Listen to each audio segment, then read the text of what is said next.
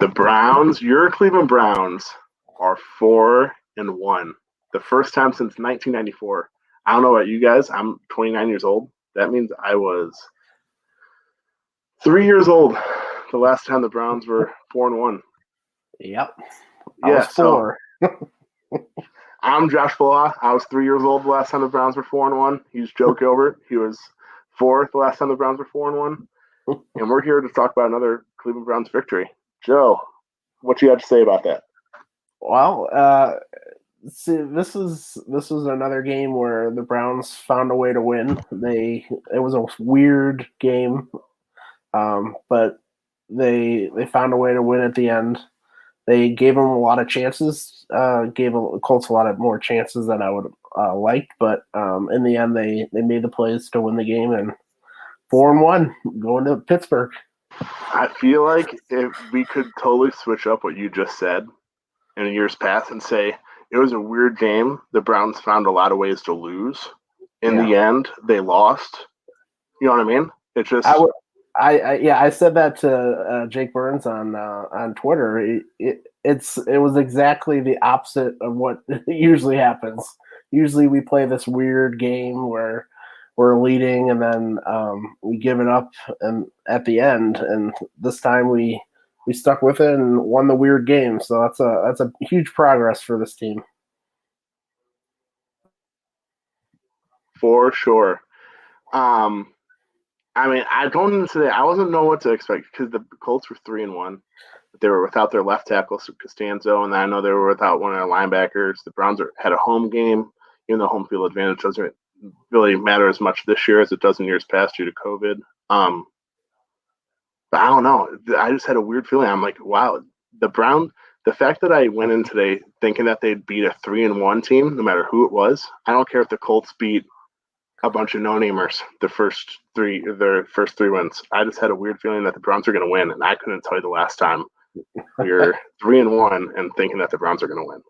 I can't either, man. It's great to see that they actually won the game that they should have won and moved to 4-1, and they did it in a variety of ways today, which was nice to see. It wasn't just pounding the run game and going off the offensive line, but they won in a variety of ways, and it was good to see.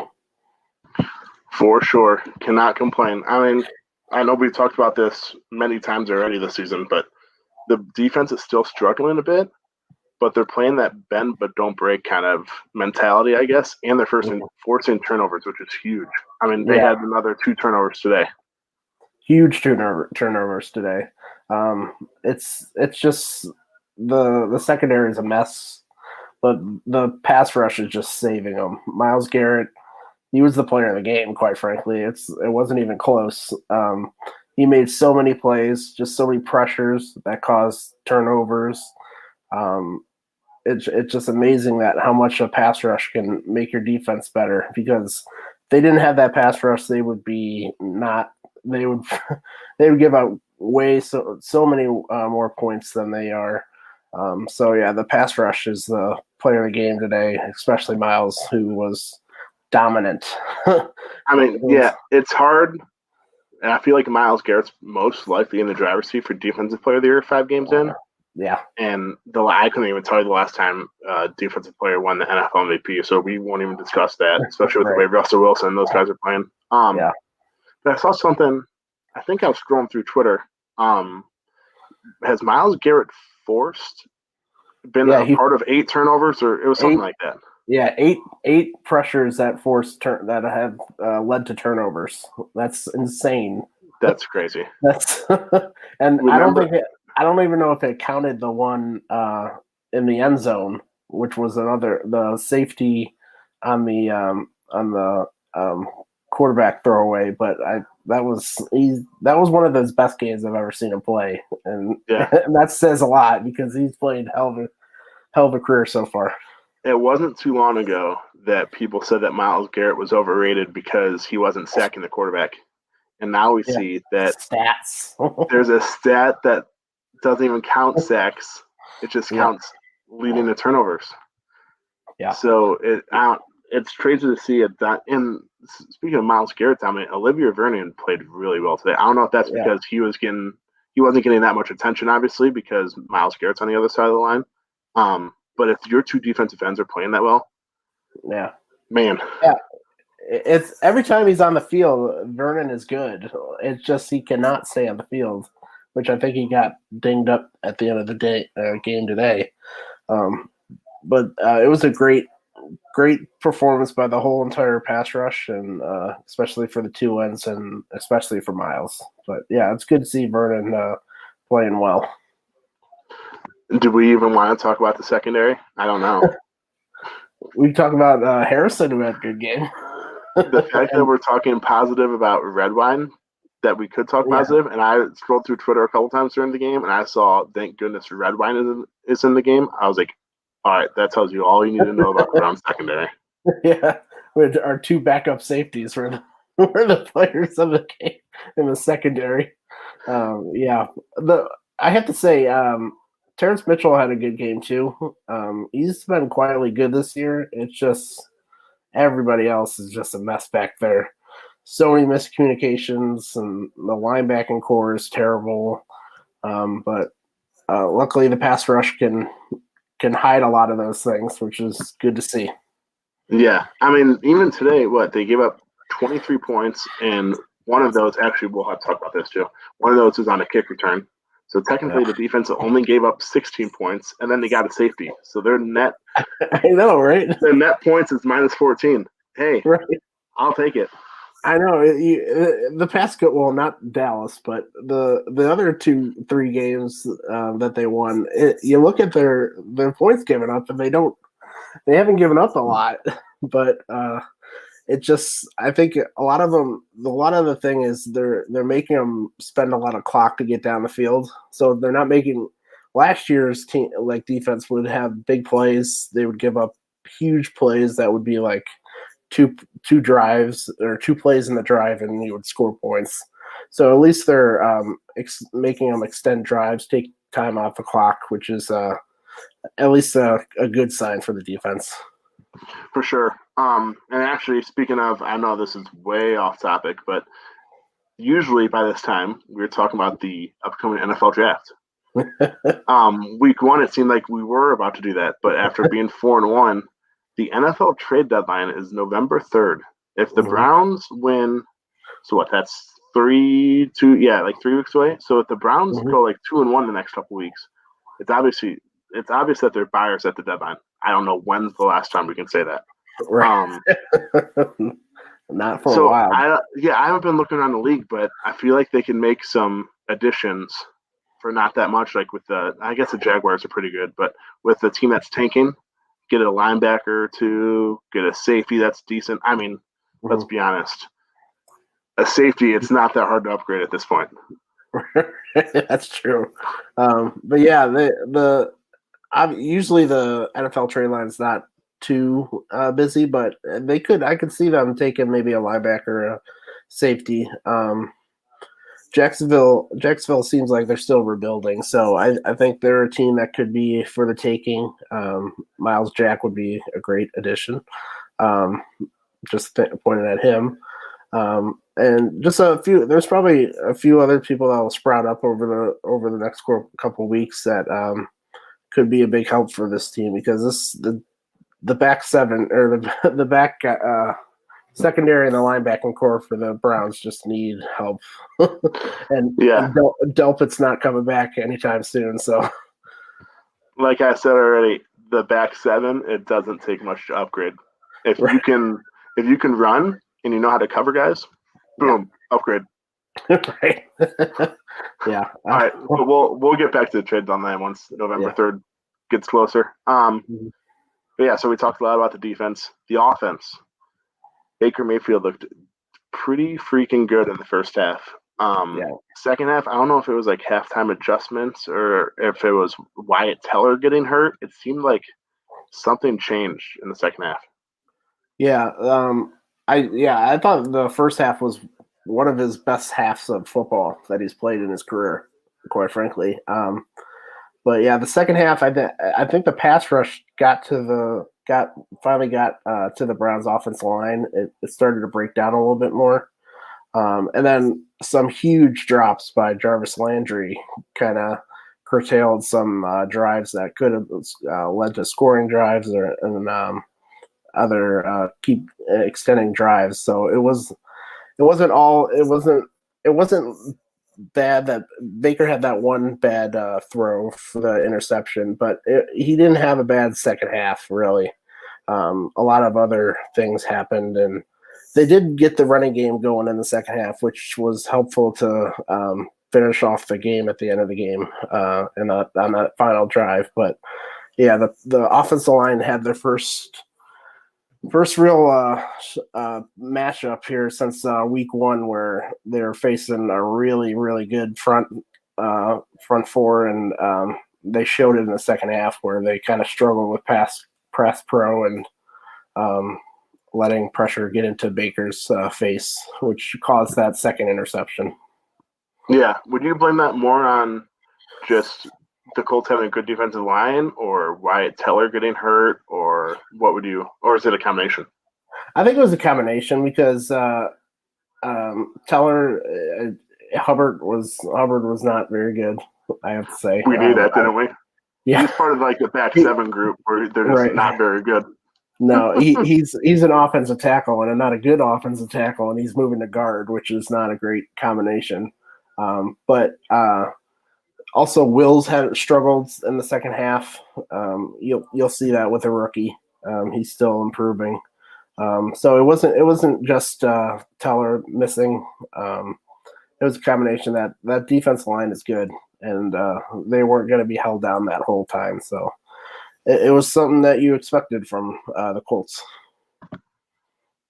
Yes, and the defensive line is good, and Phillip Rivers is not that good. So for the Browns, it was a good combination in the end, right? Yeah, Phillip Rivers is old, and he is old. He looked it today. He looks older. He plays older than Tom Brady. Right. He looks older than Drew Brees, which is saying something too.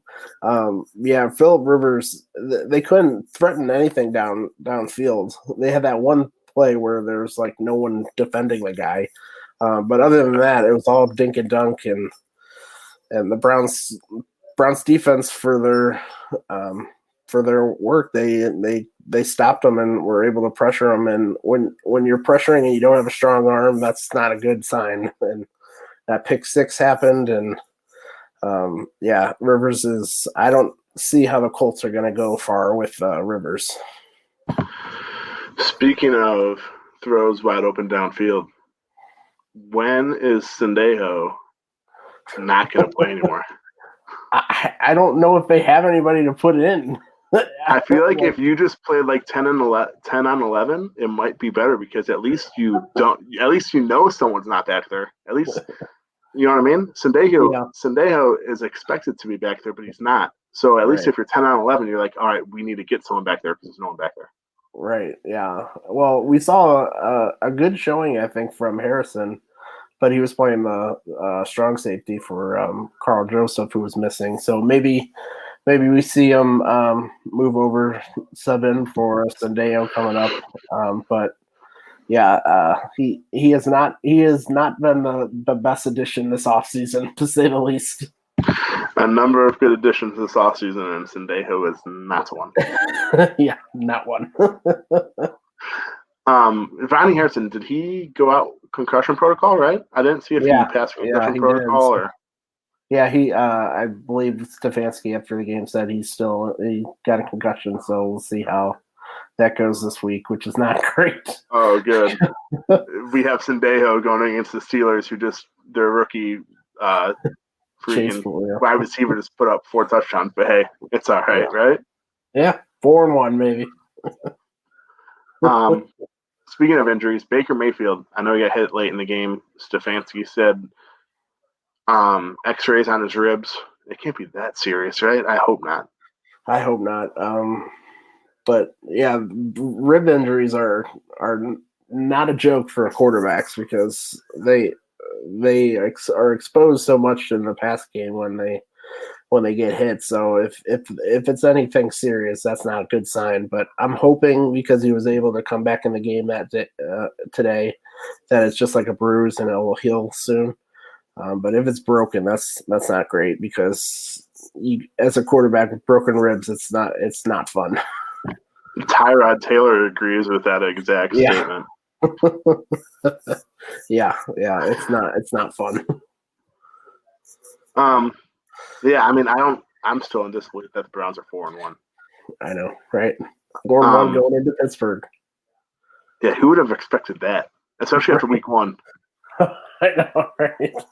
Yeah, it's amazing where the Browns turned around. It's great to see a coach that actually makes adjustments and outcoaches teams because once again Kevin Stefanski outcoached Frank Reich today.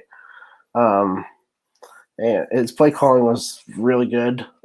He's giving them chances on offense to succeed, and it's fun to have a coach that actually can help you win rather than help you lose. True. It's crazy that this offense is gelling as much as they are when they had no preseason games, a brand new coaching staff. I mean, Baker, I know we've discussed this too. This is Baker's 4th head coach. Well, if you count interim, this is his 4th head coach in 3 years. I mean, even if Baker is a superstar, which I'm not saying he is a superstar, but even if he is a superstar, that's tough for any quarterback to go through all that. Yeah, it's tough getting different messages from 4 different people, different coaching from 4 different people.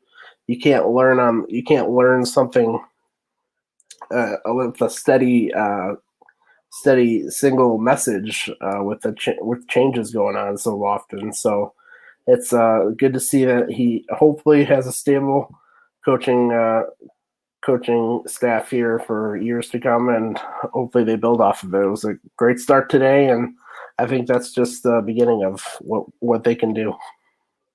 For sure. Yeah, and I don't know if I think I talked about this with Jake. Maybe it was you. I actually caught myself laughing at Baker Mayfield's commercials. Oh, I know. don't remember doing that. It's a lot better when those commercials are a lot better when they're 4-1 and winning, and he's playing well. And usually it's like, hey, Baker Mayfield, get off the commercials and go look at your playbook. Now I'm like, wow, this guy's actually pretty funny. Right? they do ring a little bit different when they're winning the games. Yeah, I don't know if there's anything else to talk about. John, I'm just looking at the stats. Man, Phillip Rivers. Yeah. I don't even talk about that. The Browns' run defense, again, only give up 68 yards rushing. That is another underrated thing that we haven't really talked about this year. But their run defense is pretty good. Like the linebackers can't cover in against pass, but the run defense is done really well. They've slowed down almost every running game. Even the Ravens game, early on in the game, they didn't run that well. They turned it on late when the whole team kind of collapsed. But yeah, the run defense has been really, really good this year so far. I have no idea what game you're talking about. What Ravens game? Oh yeah, that we don't talk. That's right. I have no idea what game you're talking about. Oh yeah. But seriously, all right. So 4-1. Mm-hmm. Steelers coming up next week. It's at Pittsburgh, right? Not that it really matters, but that is a huge test. I know we said week 1, Baltimore's a huge test. Steelers once again a huge test. Yeah, it's going to be a really fun matchup because there's so many different matchups you can look at, like the Browns' offensive line versus their pass rush, the Browns' passing game versus their secondary is another good one. And then can we not talk about Pittsburgh's passing game against our secondary, please? Yeah, let's not. But our pass rush versus their offensive line is going to be a huge matchup. Their offensive line is not good, so if Miles can get after it and Vernon and the rest of the crew, that could bode well for the Browns. Getting after quarterback, getting Big Ben down, even though it takes like 14 people to take him down. And another thing, injuries. It'll be huge if Ogunjobi comes back next week. And plus, I don't know what the heck's going on with Greedy. Greedy Williams. They never Yeah. put him on the IR, and he's yet to play. I don't get it. It just seemed like an injury that just has not gotten healed as quick as they thought. They thought they would get him back. I don't blame them for not putting him on the IR. I think it's just one of those injuries. They thought it was going to be a quick one where they can get him back, but it just turned into more weeks than they expected. And hopefully, someday we'll get him back here, and we'll have a more complete secondary to deal with. Hopefully this week. That would be huge this week because they have Juju Smith-Schuster. I know one of the wide receivers went down. I forget which one. It's either James Washington or Deontay Johnson. I don't remember which one. And then Claypool, their rookie, just had 4 touchdowns today. So, yeah, the Browns need all the help they can get in the secondary against Big Ben and that group. Yeah, it's going to be a good test for them. Another big test. Each week I keep saying there's another big test, and this is another one. And division rivals, so getting a win in the division after the Bengals win would be huge to get this team to 5-1. All I'm hoping for, I mean, I'm being a Browns fan here. I just hope it's a close game. They cannot get blown out. They cannot get blown out like they did the Ravens. Yeah, I don't. Yeah, go ahead. No, go on. No, you go. It's all you. I don't see them getting blown up, but I could be wrong. But I don't see this team as they're currently playing right now getting blown out. I think they're a better team, and I don't think they should get blown out, and they should be able to win this game. Something that we haven't really talked about is confidence. Going into week 1, I mean, the Browns just came off a bad year last year, had no preseason games, brand new coaching staff. They had no I mean, I'm sure they had a little bit of confidence just because they're 0-0. But compared to being 4-1, they have confidence in themselves. Oh yeah. It's an underrated thing, man. How many years have we gone where they're in these close games, but they don't have the confidence or the talent to pull out these wins at the end. It's an important factor, and each win gives them more confidence that they can do this, and it's keep building off the wins and getting confidence. For sure. I know we played this last week, but looking at the schedule, it's hard not to get. I know it's hard not to get excited. After the Steelers, they had the Bengals, the Raiders, who just had a huge win today against the Chiefs. Granted. Yeah. So Bengals, Raiders, Texans, Eagles, Jaguars. Yeah. If they can get through the Steelers. Yeah, and that doesn't count I think a couple of last weeks they played New York back-to-back, both New York teams, which are not playing well. The New York teams are like the Browns of the past, and it's awesome to see that the Browns aren't that. We can make fun of the New York teams because we finally are not them. I know. I think they have a combined wins as much as I do. And me combined. I know. So yeah, it's fun to actually look ahead and not look ahead all the way to the end of the season where the draft is. It's looking ahead in the schedule, see where we're playing next. For sure. Yeah, so huge test next Sunday, 1:00. The Steelers, who are now 4-0. Yeah, huge test. I mean, I don't know how else to say it. It's a huge test. Mm-hmm. Yeah.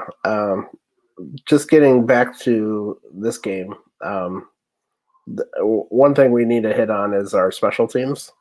I forgot about that. I should. Yeah. I'm glad I forgot about it. But yes, let's talk about it. Well, it was good and bad. Let's start with the bad. The kick return coverage still is a mess. I think they shouldn't. They probably just need to just not even try to like kick it to the goal line and try to force short fields. They just need to kick it out of the end zone and just live for another day. I don't get why this is such a hard decision. You have a guy making millions of dollars. Just kick it out of the end zone. Yeah, well, special teams coaches believe in these these shorts. Get them in and like be inside the 25. You win. You get a better field position. But yeah, at this point, they just need to just kick it out of the end zone and live another day. It's not worth the risk. I mean, It's what not they bring it out to like the 20, so it's a 5-yard difference, right? right to this. Yeah, to this point, it's they need to stop. But moving on to the good part was Cody Parkey, man. We have a kicker. He's been excellent. He made a 46-yarder to seal the deal today. Made all his field goals. Hasn't missed so far this year, and that includes PATs. So You it's need to knock on wood right now. Thank you. so yeah, it's great to see that they actually have a kicker that they can pretty much rely on. When they can't get it into the end zone, they can go to the kicker and feel semi-confident that they're gonna get those points. And another positive in the special teams, Jamie Gillian's punt, the Scottish Hammer, Right. set up that safety. Right. I also want to talk about how that just a terrible decision that was to down it inside the 5-yard line. It was at the 4-yard line. Like, what were you thinking? I know.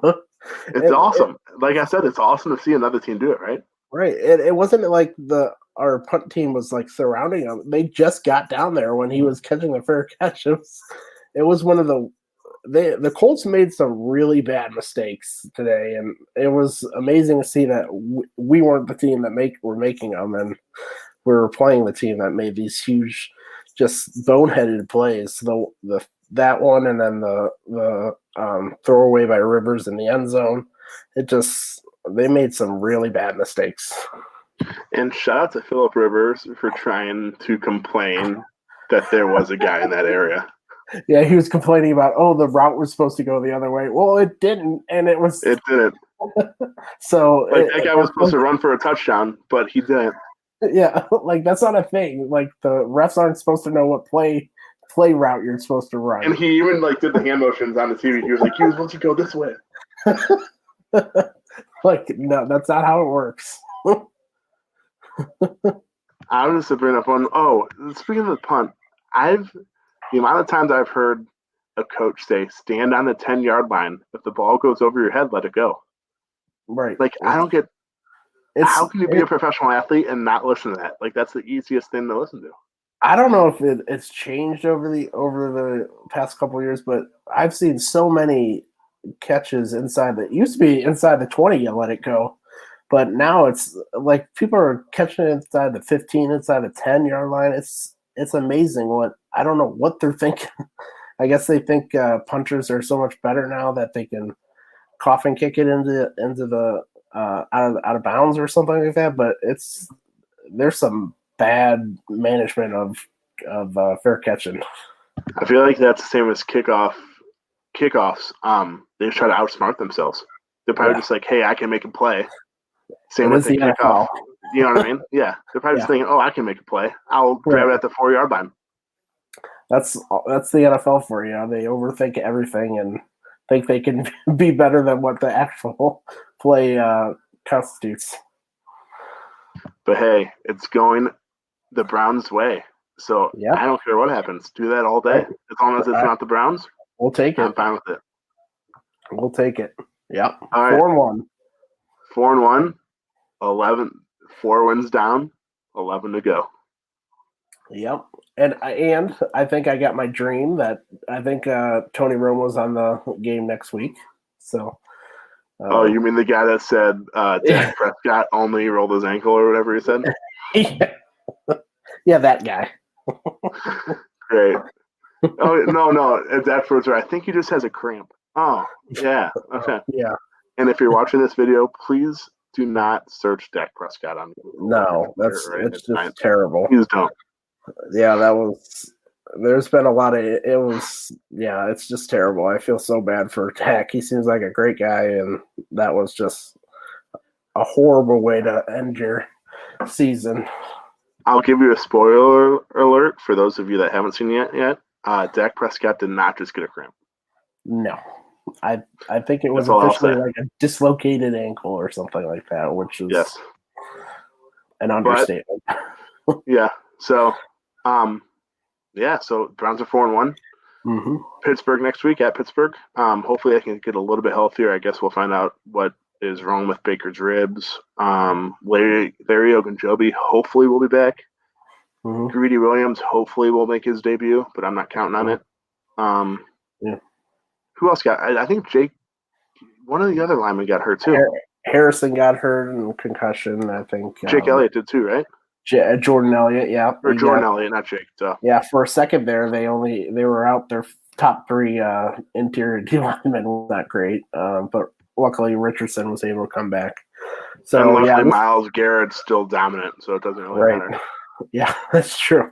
Yeah, so this is a big week where you gotta pay attention to the injury report to see how who's practicing and who's not and who's getting better. But hopefully they're not too serious coming out of this game, and we can be close to full strength going to Pittsburgh. For sure. And I know we didn't really talk about it much, but Jarvis just seemed off today. He had two of those drops. He had that really good catch early on, but then he had those two big drops. Yeah, he had a great first half, and then the second half, much like the rest of the passing game, just seemed off. And once he dropped that first one, the second one, it was like he wasn't in the game. It seemed like it was weird. But sometimes good players just have those moments where things are not going for them, and yeah, luckily the Browns were able to overcome them and win the game. Yeah, and I mean he still had 4 receptions for 88 yards, so I can't complain that much. I'm just nitpicking. Right? Yeah. First half was. If we're nitpicking over a win, hey, I'll do that all day. All day. All right. So Browns are 4-1. Pittsburgh next week. Huge game next week. Yeah. So it's a 1:00. So Joe and I will be with you next Sunday night, probably 5-ish. Mm-hmm. But yeah, hopefully we'll be discussing another win. But I will just take I will just take a close game. I'm going for the win. Okay. I'll gladly take a win, but I just want it to be close at least. Yeah. It should be fun though. For the first time since 1994, your Cleveland Browns are 4-1. It was nice talking to you guys again. See ya.